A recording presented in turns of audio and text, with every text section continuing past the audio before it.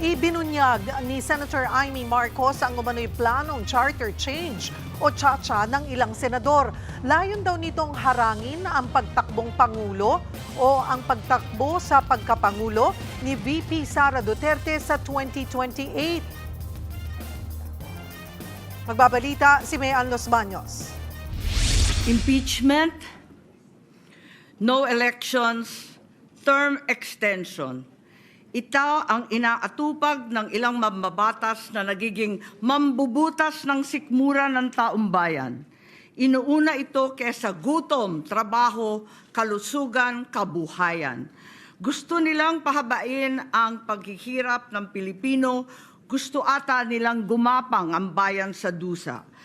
Inilatag ni Senator Amy Marcos sa pamamagitan ng isang video presentation ang impormasyong nakuha niya di umano tungkol sa naging pulong ni na Senator Tito Soto at House Speaker Bogie D sa isang casino hotel nitong Abril. Tungkol daw yan sa charter change, partikular sa planong Constitutional Assembly at para makuha raw ang suporta ng mga mambabatas, kabilang sa irereforma ang pagpapalawig ng kanilang termino.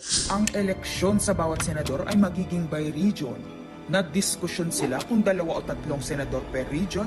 Kinompute nila kung mayroong 18 regions, nasa 36 o 54 ang magiging senador. Lumutang. Kaya raw matatapang ang mga mambabatas sa impeachment dahil wala naman anyang magaganap na eleksyon sa 2028. Para hindi makaporma si Inday Sara sa 2028, gawing 50 years old ang edad ng pwedeng tumakbo. Nagpanukala rin si Soto na pwedeng gawing 35 years old para kay Vico Soto.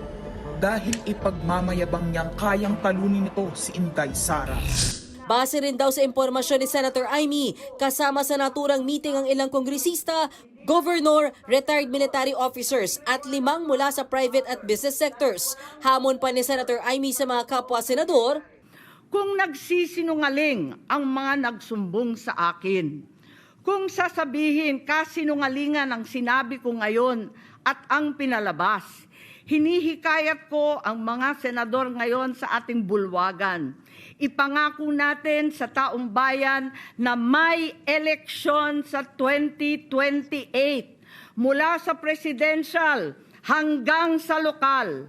pero agad yang pinalaga ng mga taga-minorya. Hiniling pa ni Senator Mig Zubiri na tanggalin sa opisyal na record ng Senado ang presentation ni Senator Amy dahil propaganda lamang daw ang laman nito. Giit ni Zubiri, siya mismo tutol sa chacha. Ang dapat daw na inaatupag nila ngayon, ibalik ang integridad ng Senado mula sa masamang imahe na naidulot ng gulo noong May 13. Ano ba yan? Bulaga 11? At grade 13? That should not be shown here. Because what will stop us now, Madam President, for that lady senator, that we come up also with a propaganda video here, papalabas din namin, yung mga sala nila. Oo, kung ano-ano, hindi naman kami ganyan. No? To gain traction, to gain views and publicity, will destroy our fellow colleagues here. Walang ganyanan. Ako, hindi ako nagagalit. Kilala niyo ako. Ako pinaka-amiable dito. Mahal ko kayong lahat. Pero hindi tama yung pangyayaring iyon. Hindi ba? Kung galit po kayo, magsalita po siya dyan, mag-aalis siya sa gobyerno niya. Mag-aalis siya sa kapatid niya. Murahin niya kapatid niya. Pero wag naman niya idamay yung mga tao na walang kinalaman dyan. Na-offend naman si Senator Tito Soto sa binanggit sa video. Pinanindigan niyang hindi sila nag-usap ni Speaker D tungkol sa chacha. Because Bogie D is my golf mate. Ang mga golfing friends namin, every now and then, nakaka-dinner kami. Ang talagang topic namin was the new TW777 of Honma Meres. It's a new set of clubs. I really take offense. I take exception to what was presented. I vehemently deny. I have never been in favor of cha-cha. Charter change? Never. Nakiisa rin ng ilang miyembro ng minorya sa mosyon ni Zubiri. Anila, puro fake news ang video presentation ni Senator Amy. Na hanggang dito sa floor ay magbabatuhan tayo ng putik.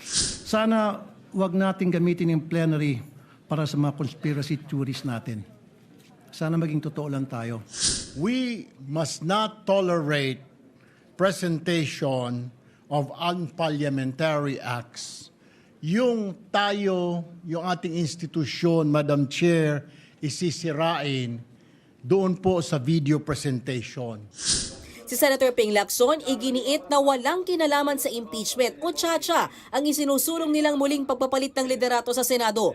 Samantala, bigo pa rin ang minority bloc ng Senado na palitan si Senate President Alan Peter Cayetano. Ang kanilang minamanok na maging leader ng Senado, si Senator Win Gatchalian. Suportado raw yan ang tinawag nilang SB 11 o Solid Block 11. Nagpapasalamat naman si Senator Gatchalian sa tiwala sa kanya ng mga kapwa-minorya. Mga kapatid, Cheryl Hosing po.